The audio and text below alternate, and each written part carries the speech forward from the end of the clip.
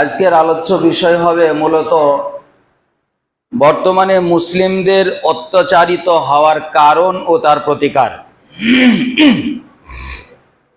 আজ সারা বিশ্বের বুকেই যদি আমরা মুসলিম জাতির দিকে লক্ষ্য করি তাহলে দেখতে পাব সর্বত্রই এই জাতি নিষ্পেষিত, নির্যাতিত, অত্যাচারিত। এর পিছনে কারণগুলি কি সেটা আমাদের খুঁজতে হবে, এবং কিভাবে আমরা এই অত্যাচারের হাত থেকে রেহাই পাব, এই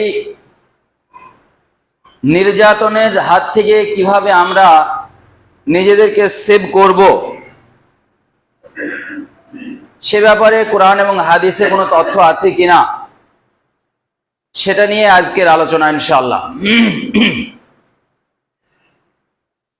প্রথমে আল্লাহ সুবহানাহু ওয়া তাআলা পবিত্র গ্রন্থ আল কোরআনুল কারীমের মধ্যে বলছেন, ওমা আসাবাকুম মিন মুসিবাতিন ফাবিমা কাসাবাত আইদিকুম ওয়া ইয়াফু আন কাসীর। আল্লাহ সুবহানাহু ওয়া তাআলা বলছেন, তোমাদের উপরে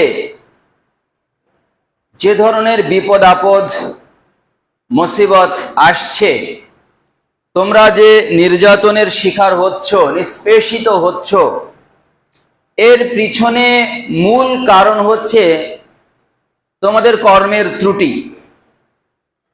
তোমাদের কর্মজীবনে যে ত্রুটি বিচ্যুতিগুলি ঘটছে সেই কারণেই তোমাদের উপরে এইভাবে অত্যাচার নেমে আসছে, নির্যাতন নেমে আসছে, বিভিন্ন জায়গায় তোমরা নির্যাতিত হচ্ছ।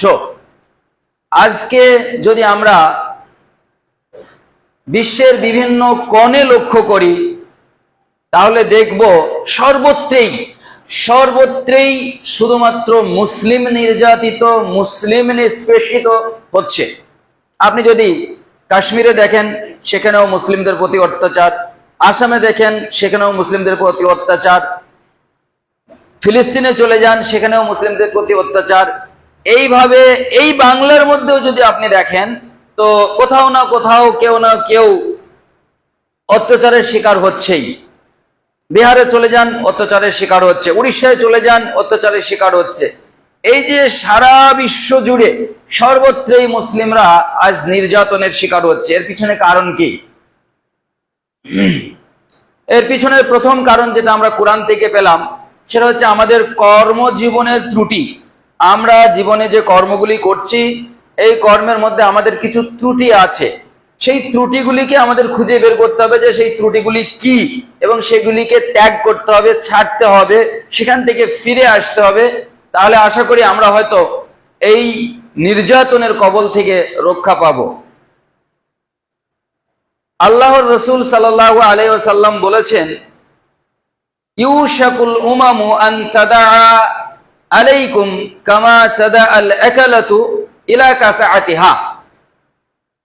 আজ থেকে প্রায় 1400 বছর পূর্বে এটা ভবিষ্যৎবাণী তিনি করে গেছিলেন যে খুব শীঘ্রই একটা সময় আসবে যখন তোমাদের উপরে অন্য জাতির লোকেরা আক্রমণ করবে। খুব শীঘ্রই একটা সময় আসবে যখন সমস্ত জাতির লোকেরা শুধুমাত্র তোমাদের উপরে, অর্থাৎ মুসলিম জাতিকে লক্ষ্য করে আল্লাহ রাসূল বলেছেন যে তোমাদের উপরে তারা ঝাঁপিয়ে পড়বে, তোমাদেরকে পৃথিবীর বুক থেকে নিশ্চিহ্ন করে দেওয়ার জন্য তারা অক্লান্ত পরিশ্রম করবে, চক্রান্ত করবে। তো সাহাবায়ে কেরামরা স্বাভাবিকভাবে প্রশ্ন করেছিলেন যে তার মানে কি সেই সময় আমাদের সংখ্যাটা খুব কম হবে, যে সমস্ত জাতি আমাদের প্রতি আক্রমণ করবে সেই সময় কি আমাদের সংখ্যাটা খুব কম হবে? তো আল্লাহ রাসূল বললেন, না, সংখ্যার তোমরা কম হবে না, তবে সংখ্যার আধিক্য এটা বড় কথাও না। সংখ্যার আধিক্যটা বড় কথা না, এখানে কোয়ান্টিটি বড় কথা না, কোয়ালিটি বড় কথা। আল্লাহ রাসূল বলেছিলেন, এর একটা উপমা টেনে তিনি বলেছিলেন,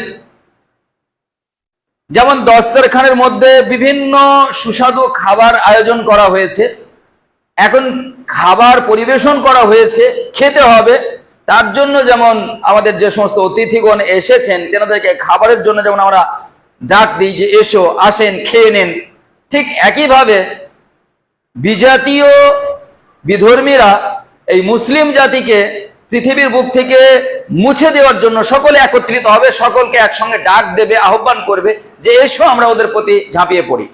এর পিছনে আল্লাহ রাসূল দুটো কারণ বলেছেন এই হাদিসের মধ্যে।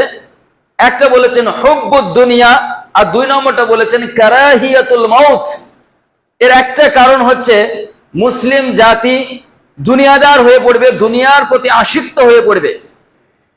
তারা দুনিয়াকে এতটাই পছন্দ করবে যে দুনিয়ার পিছনে ছুটতে ছুটতে ছুটতে ছুটতে তারা দ্বীনকে ভুলে যাবে, ধর্মকে ভুলে যাবে, ইসলামকে ভুলে যাবে, কোরআনকে ভুলে যাবে, আল্লাহকে ভুলে যাবে, আল্লাহর রসুলকে ভুলে যাবে। শুধুমাত্র দুনিয়া দুনিয়া দুনিয়া, কিভাবে উপার্জন হবে এর পিছনে তারা ছুটতে থাকবে।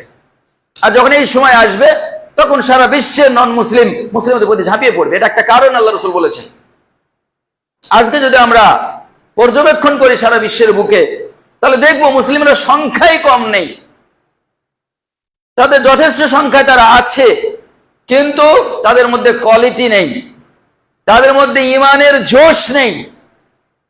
তারা শুধুমাত্র দুনিয়ার পিছনে ছুটে চলেছে, কিভাবে দুনিয়া উপার্জন করা যাবে, কিভাবে দুনিয়া উপার্জন করা যাবে, কিভাবে আরো বেশি ইনকাম করা যাবে, সেই ইনকামটা হোক হালাল অথবা হারাম, তার কোনো পরোয়া নেই। সেই ইনকামটা হোক হালাল বা হারাম, তার কোনো পরোয়া নেই। আর এই কথাটা আল্লাহ রাসূল বলেছেন, ইয়াতি আলান নাসি জামানুন লা ইউবালিল মারউ মা আখাযা মিনহু আমিনাল হালাল আম মিনাল হারাম। একটা সময় আসবে যখন মানুষ উপার্জনে এতটাই ব্যস্ত হয়ে পড়বে, সে যে উপার্জনটা করবে সেটা হালাল না হারাম তার কোনো পরোয়া করবে না। যখন মানুষ হালাল এবং হারামের কোনো পরোয়া না করে উপার্জনে ব্যস্ত হবে, তখন তাদের উপরে আল্লাহর গজব চলে আসবে। তখন তারা পৃথিবীর বুকে নিষ্পেষিত হবে, অত্যাচারিত হবে, নির্যাতিত হবে। এগুলি আল্লাহ রাসূল বলে রেখেছেন। আর আজকে যদি আপনি লক্ষ্য করেন তো সেগুলি দেখবেন আমাদের মধ্যে আছে, এই ত্রুটিগুলি আমাদের মধ্যে আছে। আমরা পৃথিবীর লোভ, লালসা, মায়া, মমতার পিছনে পড়ে এতটাই পৃথিবীতে আসক্ত হয়ে পড়েছি যে আমাদের দুনিয়া, আমাদের পরকাল বলে আমরা ভুলে গেছি। একটা সময় গিয়ে আমাদেরকে যে এই উপার্জনের জন্য জবাবদিহি হতে হবে, আল্লাহর কাছে যে আমাদেরকে তার জন্য জবাব দিতে হবে, সে ব্যাপারটা আমরা একেবারে উদাসীন হয়ে গেছি, ভুলে গেছি।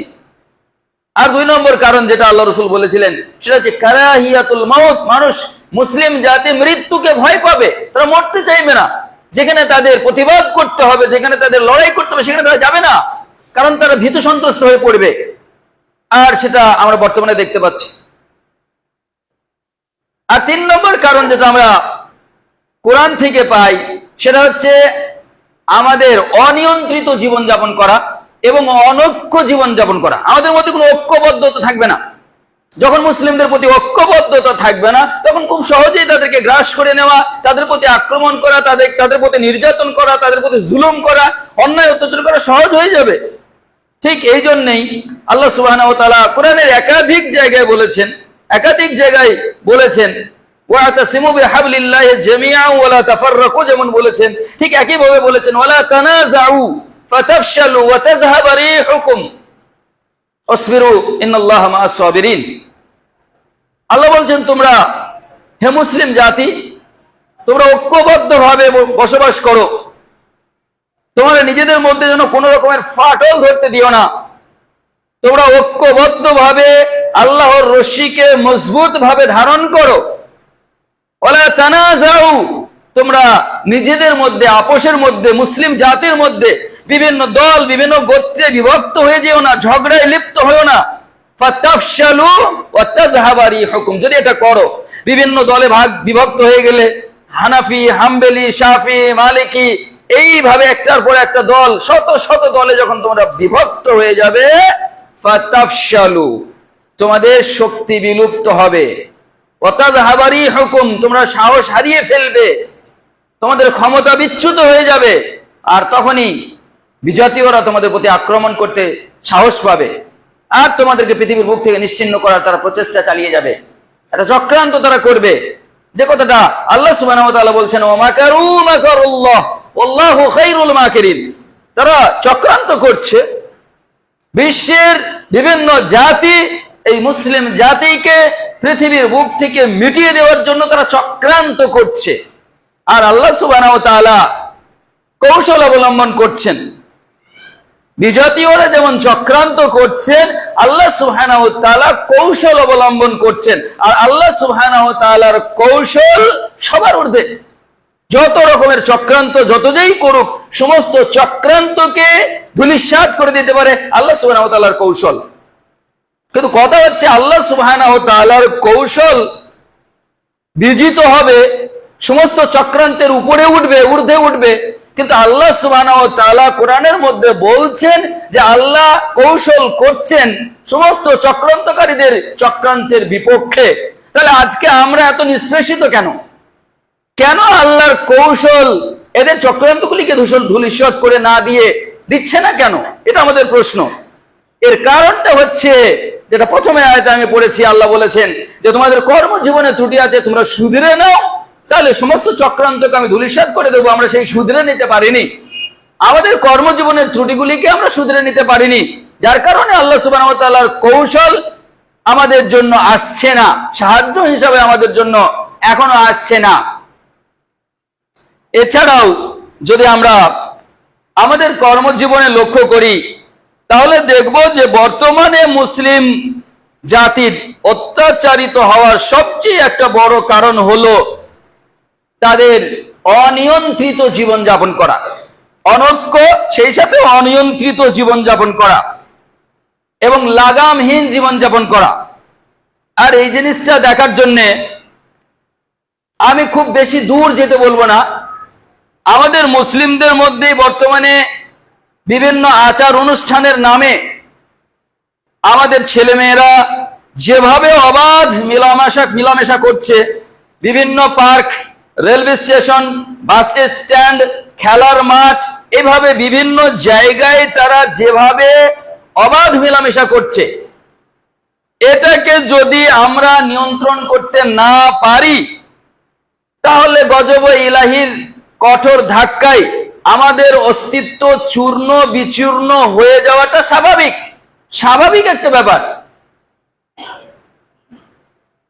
আজকে আপনি ঈদের দিনগুলোকে নেন, অন্যান্য আমি দিনগুলো আছে, অনেক দিন আছে যেগুলিতে একেবারে জঘন্য ভাবে উদযাপিত হয়, খুবই ঘৃণিত ভাবে উদযাপিত হয়, যেগুলি মুসলিম বাচ্চারাই করে।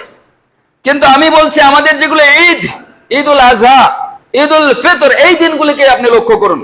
আপনি শুধু এই দুটো দিনকে, বর্তমানে যে পরিস্থিতি, এই পরিস্থিতির উপরে দাঁড়িয়ে আপনি লক্ষ্য করে দেখুন যে আপনার বাড়ির একজন যুবক একটা বাইক হাতে নিল আর সারা দিন কিভাবে বেপরোয়া জীবনযাপন করলো, এটা লক্ষ্য করুন তো।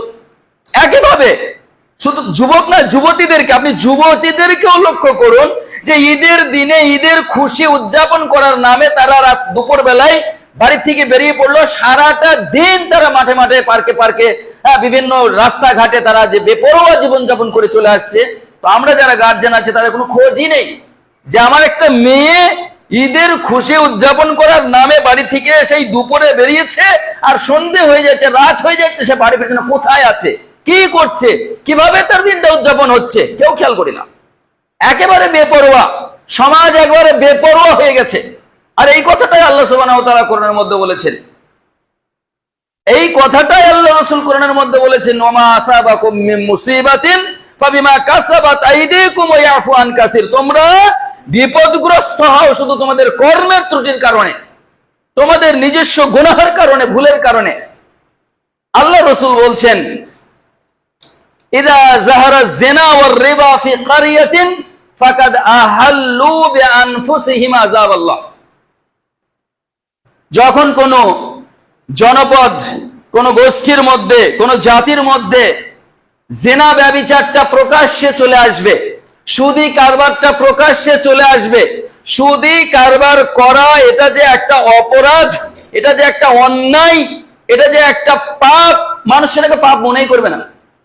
মানুষ সেটাকে পাপ মনেই করবে না, এটাকে অন্যায় মনেই করবেন না। আর সেই জিনিসটা এখন যদি সমাজের দিকে তাকান, তো আপনি পরিষ্কার বুঝতে পারবেন যে সুদী কারবার করা এটা যে অন্যায়, কেউ অন্যায় মনে করে না। বিভিন্ন লোনের নামে গ্রুপিং লোন, গ্রুপ লোন থেকে আরম্ভ করে আরো হাজারো নামে এই কারবারটা এত রমরমার সাথে চলছে যে এটা যে একটা অপরাধ, এটাকে আমরা মনে করি না, এটাকে আমরা মনে করি না, এটা অপরাধ মনেই করি না। আর আল্লাহ রাসূল এই কথাটাই বলেছেন যে মানুষ যখন অপরাধকে অপরাধ মনে করবে না, সুদী কারবারকে যখন মানুষ প্রকাশ্যেই করবে, একে অপরের সঙ্গে লেনদেন করতে থাকবে সুদী কারবারের, তখন তাদের প্রতি গজব আসবে আল্লাহ। একইভাবে জেনা ব্যভিচারের কথা বলেছেন যে প্রকাশ্যে মানুষ জেনা ব্যভিচার করবে। আপনি ধরুন একটা বাসের মধ্যে যাচ্ছেন, বাস ভর্তি লোক আছে, দেখুন আপনি বসে আছেন, আপনার সিটের কাছে আপনার মাথার উপরে দুজন যুবক যুবতী দাঁড়িয়ে আছে, আর তাদের আলাপ আলোচনাগুলি জোরে জোরে হচ্ছে, সে প্রকাশ্যে প্রেমালাপ করছে। আপনি একজন গুরুজন ব্যক্তি, আপনি বসে আছেন, আপনার কোনো পরোয়া করছে না, কোনো পরোয়া করছে না। মানে বুঝতে, সে বলতে যাচ্ছে যে বৃদ্ধ মানুষ, এ কিছু বোঝেই না, এ কিচ্ছু বোঝে না, মূর্খ। অথচ সে প্রকাশ্যে বাস ভর্তি লোকের সামনে প্রেমালাপ করছে আর চলে যাচ্ছে, বিভিন্ন নোংরা কথাবার্তা, অশ্লীল কথাবার্তা আলোচনা করতে আছে, চলে যাচ্ছে। আর বাকি রইল park, railway station, bus stand, আরো যে সমস্ত ফিল্ড যেগুলি আছে, যেখানে মোবাইল নিয়ে কত কিছু না হচ্ছে, যে সম্পর্কে আমরা কেউ উদাস নয়, সবাই আমরা জানি। এই যে ত্রুটি আমাদের কর্মজীবনে, আমাদের যুবক যুবতীদের মধ্যে একেবারে ঢালাও হারে চলে যাচ্ছে, বেপরোয়া তারা জীবনযাপন করছে, এর জন্য আমরা দায়ী এবং এর জন্য আল্লাহর গজব আমাদের প্রতি আসছে। আর এই কারণে আমরা আজকে অন্য জাতির কাছে নিষ্পেষিত, নির্যাতিত। কারণ আল্লাহ রাসূল সাল্লাল্লাহু আলাইহি ওয়াসাল্লাম বলছেন, লাম তাযহারিল ফাহিশাতু ফি কওমিন কাত্তু হাত্তা ইউলিনু বিহা ইল্লা ফাশা ফীহিমুত তাউন ওয়াল আওজাউ। আল্লাহ রাসূল বলছেন, যখন কোন জাতির মধ্যে নির্লজ্জতা প্রকাশ্যে চলে আসবে, বেহায়াপনা, কেউ কাউকে সম্মান দেবে না, কেউ কারোর প্রতি কোন রকমের শ্রদ্ধা জ্ঞাপন করবে না, প্রকাশ্যে তারা বেহায়াপনা, নির্লজ্জতার কর্মগুলি করতে থাকবে, পর্দার কোনো লেহাজ থাকবে না। বড় বড় মেয়ে, আমাদেরই ঘরের মেয়ে, আমারই মেয়ে, আপনারই মেয়ে, অথচ দেখা যাচ্ছে তারা কলেজে যাচ্ছে, ইউনিভার্সিটিতে যাচ্ছে, হাই স্কুলে যাচ্ছে, তাদের মাথায় একটা ওড়না নেই, তাদের মাথায় একটা ওড়না নেই, তারা বিনা ওড়নায়, বিনা পর্দায় তারা চলে যাচ্ছে শিক্ষার নামে, শিক্ষা অর্জন করতে যাচ্ছে। ভাই, শিক্ষা অর্জনের মূল উদ্দেশ্য কি? জান, আমি মানা করি নাই, আমার এই কথাটার উদ্দেশ্য একবারও এটা নয় যে আপনি আপনার মেয়েকে কলেজে পাঠাবেন না, ইউনিভার্সিটিতে পাঠাবেন না, ভার্সিটিতে পাঠাবেন না, স্কুলে পাঠাবেন, এই কথা আমি বলতে চাইনি। অবশ্যই পাঠান, আপনি আপনার মেয়েকে ভার্সিটি, কলেজ, ইউনিভার্সিটি সব ক্ষেত্রে আপনি শিক্ষা অর্জন করান, কিন্তু শিক্ষার মূল উদ্দেশ্যটা তার মগজে ঢোকান। শিক্ষার মূল উদ্দেশ্য কি? শিক্ষার মূল উদ্দেশ্য হলো চারিত্রিক উন্নয়ন সাধন করা, চারিত্রিক উন্নয়ন সাধন করা, একটা ভালো মানুষ তৈরি হওয়া। আমি গতকালকে একটা মিশনে বিশেষ কারণে গেছি, সেখানে অনেক বাচ্চা পড়াশোনা করছে। আমি শুধু একটাই তাদেরকে প্রশ্ন করেছিলাম যে তোমরা কেন পড়তে এসেছো, তোমরা পড়াশোনা কেন করবে, পড়াশোনা করে তোমাদের কি উপকার হবে, পড়ার উদ্দেশ্য কি, তোমরা শিখতে এসেছো কেন? অনেকেই বাচ্চা অনেক রকম উত্তর দিয়েছে।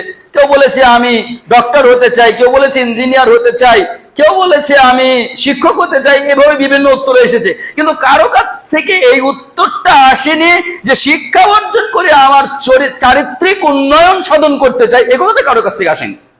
অথচ শিক্ষার মূল উদ্দেশ্যই হচ্ছে চারিত্রিক উন্নয়ন সাধন করা, একটা ভালো মানুষ তৈরি হওয়া।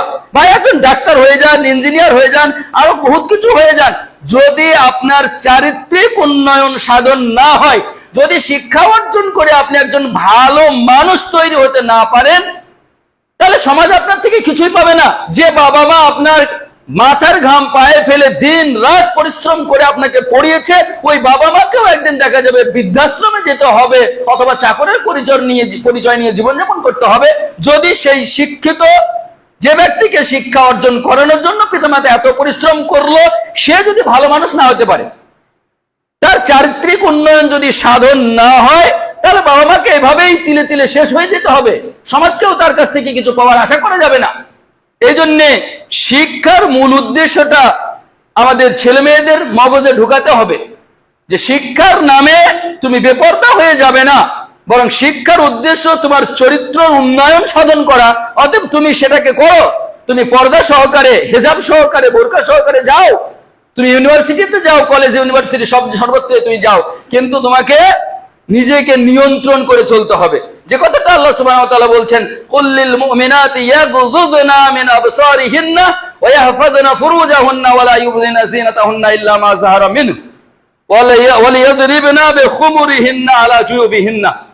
আল্লাহ রাব্বুল আলামিন আমাদের নবীজি মুহাম্মদ সাল্লাল্লাহু আলাইহি সাল্লামকে উদ্দেশ্য করে বলছেন, হে নবী, তুমি মুমিনা মহিলাদের উদ্দেশ্যে বলে দাও, তারা যখন বাড়ির বাইরে যাবে তখন যেন তারা বেপরদা ভাবে না চলে। তারা তাদের মাথা থেকে, বক্ষ, দেহ থেকে পুরো শরীরটাকে বড় চাদর দিয়ে, বোরখা দিয়ে অথবা হেজাব দিয়ে আবৃত করে নেবে, ঢেকে নেবে, এবং তারা তাদের শরীরের যে সৌন্দর্য সেটা যেন পরপুরুষের জন্য প্রকাশ না করে। সুন্দরভাবে তারা তাদের চক্ষুদ্বয়কে নিম্নগামী করে রাস্তাঘাটে তারা চলাফেরা করবে, আদবের সাথে তারা চলাফেরা করবে, অশ্লীলতা প্রকাশ করবে না তারা। ঠিক এভাবে তাদেরকে চলাফেরা করতে হবে। এছাড়াও মুসলিম জাতির নির্যাতিত ও নিষ্পেষিত হওয়ার একটা অন্যতম কারণ হলো প্রতিশ্রুতি ভঙ্গ করা। আমরা যদি হাদিস পড়ি তাহলে দেখব আল্লাহ রাসূল সাল্লাল্লাহু আলাইহি ওয়াসাল্লাম বলছেন, লাম ইয়ানকুসু আহাদাল্লাহি ওয়া আহাদা রাসূলিহি ইল্লা সাল্লাল্লাহু আলাইহিম আদুওয়াম মিন গায়রিহিম ফাআখাযু বা'দা মা ফি আইদিহিম। আজকের দিনে দাঁড়িয়ে খুবই প্রাসঙ্গিক একটা হাদিস। আল্লাহ রাসূল সাল্লাল্লাহু আলাইহি সাল্লাম আজ থেকে প্রায় 1400 বছর পূর্বে এটা ভবিষ্যৎবাণী করে গেছিলেন, এবং তিনি বলে গেছিলেন, যখন মুসলিম জাতি আল্লাহ এবং আল্লাহর রসুলের প্রতিশ্রুতিকে ভঙ্গ করবে তখন তাদের উপরে মুসাল্লাত করে দেওয়া হবে তাদের শত্রুপক্ষকে, অন্য বিজাতীয় কোন শত্রুপক্ষকে তাদের উপরে মুসাল্লাত করে দেওয়া হবে, ক্ষমতাসীন করে দেওয়া হবে। তাদেরকে শাসন করবে অন্য জাতি, দেশ পরিচালিত হবে অন্য জাতির মাধ্যমে, আর মুসলিম জাতি নিষ্পেষিত হবে।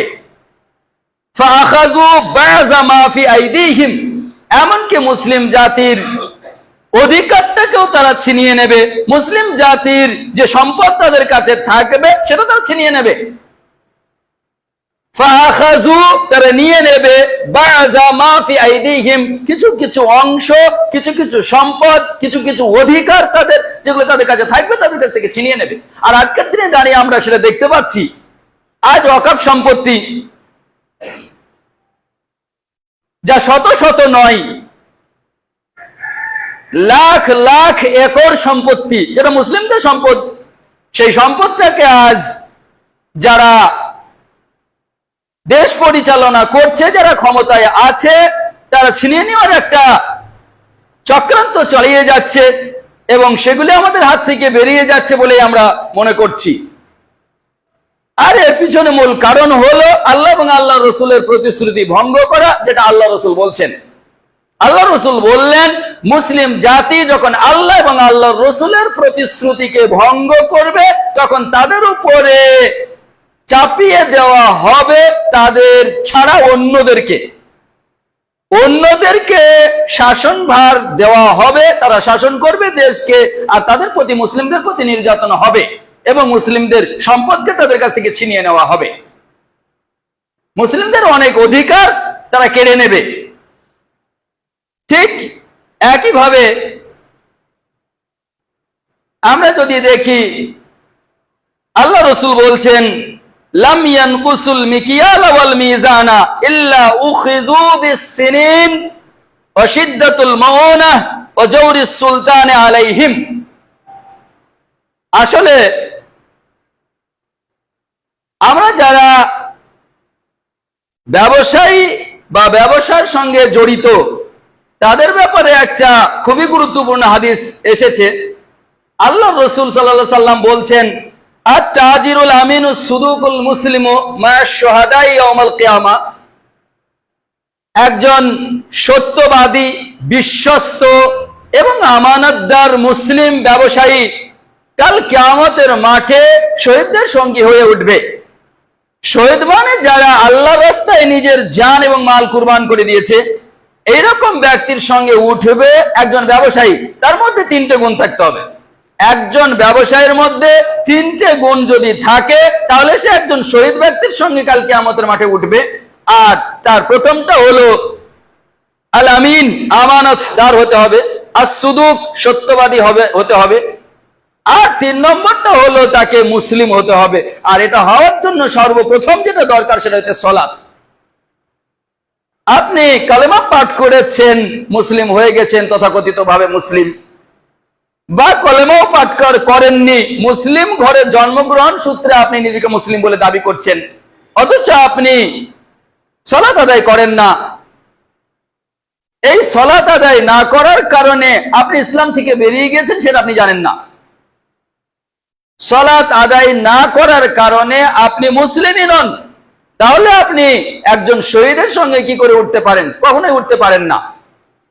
ফলে এই তিনটে গুণ যদি থাকে তাহলে একজন মুসলিম ব্যবসায়ী কাল কিয়ামতের মাঠে শহীদের সঙ্গে উঠবে। কিন্তু পক্ষান্তরে যদি এই গুণগুলি না থাকে, এর বিপক্ষে চলে, সে আমানতদার নয়, খেয়ানতকারী। একইভাবে সত্যবাদী নয়, মিথ্যা কথা বলে ক্রয় বিক্রয় করে। আর একইভাবে সে মুসলিম নয়, সালাত আদায় করে না, ইত্যাদি ইত্যাদি যে কর্মগুলি করা উচিত মুসলিম হিসাবে সেগুলি করে না। বরং সে দেখা যাচ্ছে ওজনে ফাঁকি দেয়, মানুষকে ঠকায়, প্রতারণা করে, ধোঁকা দেয়। সেক্ষেত্রে আল্লাহ রাসূল বললেন উখিযু বিসসিনিন, এর বিপক্ষে যখন মানুষ অবস্থান করবে তখন মুসলিম জাতি দুর্ভিক্ষের শিকার হবে। উখিযু বিসসিনিন, মুসলিম জাতি দুর্ভিক্ষের শিকার হবে। ওয়াশিদ্দাতুল মাউনা, এবং চরম ভাবে খাদ্য সংকটের মধ্যে পড়ে যাবে। ওয়াজাউরিস সুলতানে আলাইহিম, এবং তাদের উপরে যাদেরকে ক্ষমতাসীন করা হবে তারা হবে জওর, দ্যাট মিনস জুলুমকারী, অন্যায়কারী, অত্যাচারকারী। তো স্বাভাবিকভাবে আজকে আমাদের প্রতি যারা ক্ষমতাসীন তারা এই গুণে গুণান্বিত। আর এর জন্য আমরা নিজেরাই নিজেদের সংশোধন করতে না পারলে আমরা নিজেরাই দায়ী। এটা আল্লাহ রাসূল সাল্লাল্লাহু আলাইহি সাল্লাম বলছেন। বারাকাল্লাহু লানা ওয়া লাকুম ফিল কুরআনিল আযীম ওয়া নাফা'নি ওয়া ইয়্যাকুম বিল আয়াতি ওয়াজ যিকরিল হাকীম।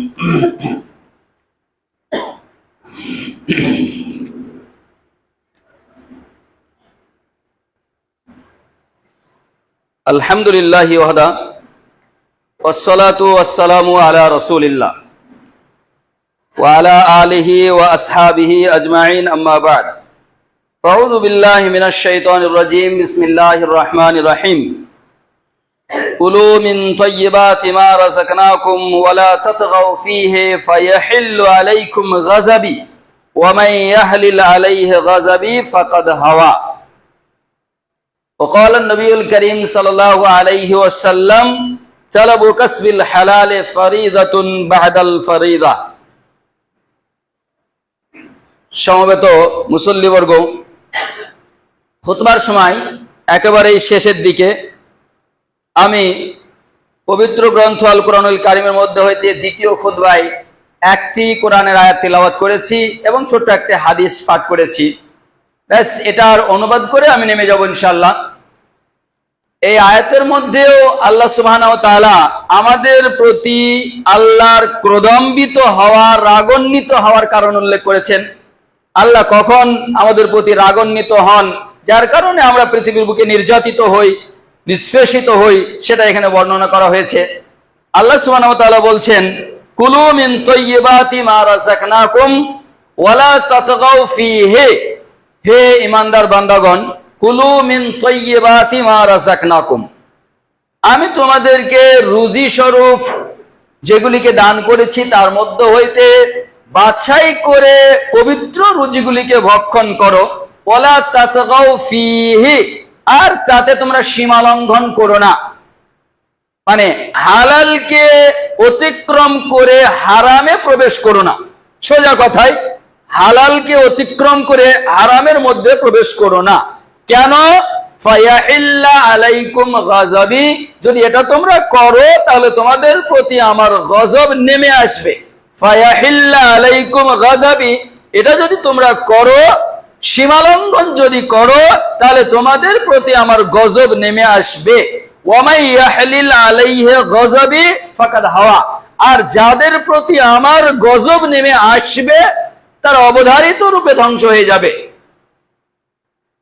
আর ঠিক এই জন্যই আমাদের নবীজি মুহাম্মদ সাল্লাল্লাহু আলাইহি সাল্লাম বলছেন, তালাবু কাসবিল হালালি ফরিজাতুন বাদাল ফরিজা।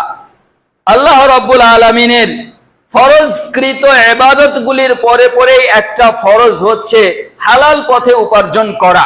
আল্লাহ রাব্বুল আলামিন আমাদের প্রতি ফরজ করেছেন দিনে 5 ওয়াক্তের সালাত, রমজান মাসের সিয়াম, সাহেবের নেশাব হলে যাকাত প্রদান করা, আর হজ করার মতো ক্ষমতা থাকলে হজ করা, এগুলি আমাদের প্রতি ফরজ।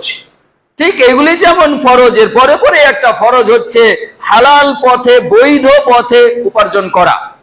আর এটা এমনই একটা ফরজ, যদি এই ফরজটা আপনি ঠিকঠাক মতো আদায় করতে না পারেন তাহলে বাকি কোনো ফরজ আপনার দ্বারা আদায় হবে না, যদিও দিন রাত 24 ঘন্টা আপনি সেই ফরজগুলোর উপর নিয়েই পড়ে থাকেন।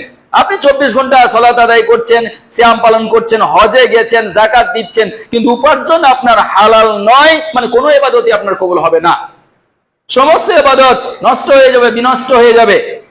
এই জন্যে জান্নাতে যাওয়ার জন্য অনেক বেশি আমলের প্রয়োজন হয় না, অনেক বেশি আমলের প্রয়োজন হয় না, অল্প আমলে জান্নাতে যাওয়া যায় যদি সেই আমলটা বিনষ্ট না হয়, আমলটাকে যদি সংরক্ষণ করা যায়, হেফাজত করা যায়। পৃথিবীর বুকে আল্লাহর গজব আসার কারণে মুসলিম জাতি নিষ্পেষিত হচ্ছে, পদে পদে তারা লক্ষ্য করছে, কিন্তু কেন নিষ্পেষিত হচ্ছে, কোথায় আমাদের ত্রুটি, এটা নিয়ে কিন্তু আমরা কেউ কখনো ভাবি না। বিভিন্ন ভাবে এটাকে প্রতিহত করা, এই আযাব থেকে নিষ্কৃত পাওয়ার বিভিন্ন রকমের প্রচেষ্টা আমরা চালিয়ে যাচ্ছি, কিন্তু আমাদের কর্মজীবনে যে ত্রুটিগুলি আছে, আমার ফ্যামিলিতে 5 জন সদস্যের মধ্যে একজন আমি নামাজ পড়ি, 4 জন সদস্য নামাজ পড়ে না, তাদেরকে যেন নামাজের জন্য নিয়ে আসতে হবে, তাদেরকে নামাজের প্রতি আকৃষ্ট করতে হবে, এটা নিয়ে আমরা ভাবছি না। আমরা অন্যভাবে অন্যদিকে হাঁটছি, কিন্তু নামাজ না পড়লে যে আল্লাহর গজব আসে, নামাজ না পড়লে যে পৃথিবীতে নির্যাতিত হতে হয়, সেটা আমরা জানছি না। আল্লাহ রাব্বুল আলামিন পবিত্র গ্রন্থ আল কুরআনুল কারীমের মধ্যে বলছেন, ওয়ামান আরাযা আন যিকরি ফাইন্না লাহু মাঈশাতান যানকা ওয়া নাহশুরুহু ইয়াওমাল কিয়ামাতি আ'মা। ওয়ামান আরাযা আন যিকরি, আল্লাহ বলছেন, যখন মানুষ আমার জিকির থেকে, আমার স্মরণ থেকে, আমার ইবাদত উপাসনা থেকে এরাজ করে নেবে, মুখ ফিরিয়ে নেবে, বিমুখ হয়ে যাবে, তারা সালাতে আসবে না, তারা সালাতে আসবে না, ফাইন্না লাহু মাঈশাতান যানকা, আমি তার জীবনযাত্রাকে সংকীর্ণ করে দেব, আমি তার জীবনযাত্রাকে সংকীর্ণ করে দেব। পরিষ্কার ভাষা, কোরআনের ভাষা। আজকে আমাদের এই যে লক্ষ লক্ষ একর সম্পত্তি আমাদের হাত থেকে চক্রান্তকারীরা চক্রান্ত করে ছিনিয়ে নিচ্ছে, এখানে আমাদের জীবনযাত্রা কি সংকীর্ণ হচ্ছে না? হচ্ছে তো। আমাদের জীবনযাত্রাকে সংকীর্ণ করা হচ্ছে তো। আমাদের সম্পদ যদি আমাদের কাছ থেকে কেড়ে নেওয়া হয় তাহলে আমাদের জীবনযাত্রা সংকীর্ণ হয়ে যাবে। আর এর পিছনে কারণ আল্লাহ বলছেন, এর পিছনে কারণটা হচ্ছে ওমান আরাযা আন যিকরি, তোমরা যখন আমার জিকির থেকে, আমার সালাত থেকে, আমার ইবাদত থেকে এরাজ করবে, মুখ ফিরিয়ে নেবে, তখনই এটা আমি করব, তোমাদের জীবনকে সংকীর্ণ করে দেব। আর শুধু পৃথিবীতে সংকীর্ণ করে দিয়ে শেষ নয়, আল্লাহ রাব্বুল আলামিন বলছেন, ওয়া নাহশুরুহু ইয়াওমাল কিয়ামাতি আ'মা, তোমরা জেনে রাখো যদি তোমরা এটা করো, নামাজ থেকে যদি তুমি বিমুখ হয়ে যাও, তাহলে পরকালেও তোমাকে উত্থিত করা হবে অন্ধ অবস্থায়। পৃথিবীতে তোমাকে চোখ দেওয়া হয়েছিল, কিন্তু পরকালে তোমাকে চক্ষু দেওয়া হবে না, দৃষ্টিশক্তি দেওয়া হবে না। কারণ পৃথিবীতে দৃষ্টিশক্তি দেওয়ার পরেও তুমি হক আর না হককে চিনতে পারোনি, দেখতে পারোনি, বুঝতে পারোনি, তাই পরকালে তোমার দৃষ্টিশক্তিকে ছিনিয়ে নেওয়া হবে এবং তোমাকে অন্ধ অবস্থায় উত্থিত করা হবে। সময় শেষ, আল্লাহর কাছে দোয়া করি, হে আল্লাহ, তুমি আমাদের সকলকেই, আমরা যতদিন পৃথিবীর বুকে বেঁচে থাকবো, কোরআন এবং হাদিস অনুপাতে আমাদের জীবন যাপন করার তৌফিক দান করো। আল্লাহ, আমাদের কর্মজীবনের যে সমস্ত ত্রুটি বিচ্যুতিগুলি আছে সেগুলিকে তুমি আমাদের শুধরে নেওয়ার, সংশোধন করে নেওয়ার তৌফিক দান করো। হে আল্লাহ, যারা আমাদের বিরুদ্ধে বিভিন্ন রকম ভাবে চক্রান্ত করছে, সেই চক্রান্তকারীদের চক্রান্ত থেকে যাতে আমরা বাঁচতে পারি তার তৌফিক তুমি আমাদের দান করো, আমিন। আল্লাহ।